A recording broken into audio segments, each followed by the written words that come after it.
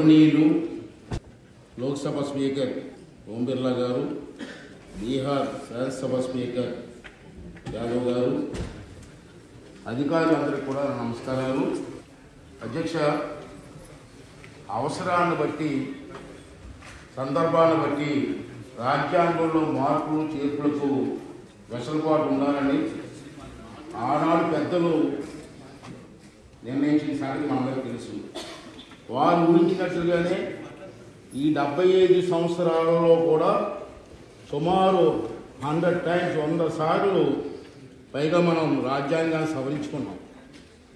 ప్రతి సవరణ మన ప్రగతికి ఎదురైనటువంటి ప్రతిబంధకాలను తొలగించడానికి, రాజ్యాంగాన్ని మరింత బలోపేతం చేయడానికి తోడ్పడిందని చెప్పి ఈ సందర్భంగా మీ అందరికీ మనవి చేస్తున్నాను. శాసన వ్యవస్థకు రాజ్యాంగం కల్పించిన స్వయం ప్రతిపత్తిని గౌరవిస్తేనే శాసన వ్యవస్థ తనకు రాజ్యాంగం అప్పగించినటువంటి బాధ్యతలను సమర్థవంతంగా నిర్వహిస్తుందని చెప్పి నేను ప్రగాఢంగా నమ్ముతున్నానని చెప్పి మనం చేస్తున్నాను. ఇంకేంటంటే శాసనసభలో అనేకమైన ఇష్యూస్ మనం మాట్లాడుతూ ఉంటాం, చర్చించుతూ ఉంటాం, రాష్ట్రం కోసం రాష్ట్ర ప్రగతి కోసం మాట్లాడుతూ ఉంటాం. అటువంటి శాసనసభకు ఎనలేని అధికారాలు ఉండాలన్నదే నా తాలూకు భావన అని చెప్పి ఈ సందర్భంలో పరిశీలిస్తాను. దానికి స్వయం ప్రతిపత్తి కావాలి. బడ్జెట్ కూడా శాసనసభకు ప్రత్యేకంగా కేటాయింపు చేయాలి.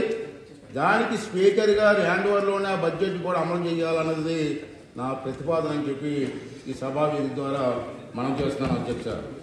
అంతేకాకుండా అధ్యక్ష, మీకు తెలుసు, నాకు ఆందోళన కలిగిస్తున్న మరో విషయం ఏంటంటే ఏడాదికి తగ్గిపోతున్న పని దినాలు శాసనసభలో మేము చూస్తూ ఉంటాం.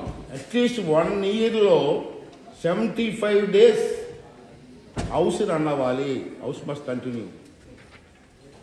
Without 75 days how can we solve the problems in the state? That is my question, sir. So I am requesting the Honorable Chair to give directions to all the states. Recently we are seeing in Andhra Pradesh 80% new persons elected as an MLAs, sir. First time MLAs. దీన్ని బట్టి మనకు అర్థమవుతుందంటే so many youngsters are interesting to come to in politics. They are contesting in elections. 80 MLAs are elected in Andhra Pradesh. So I am requesting Chair, all are very new. There are so many problems in the assemblies. They are facing so many problems. My request is, మీ డైరెక్షన్లో already you are given directions sir. I'm very happy.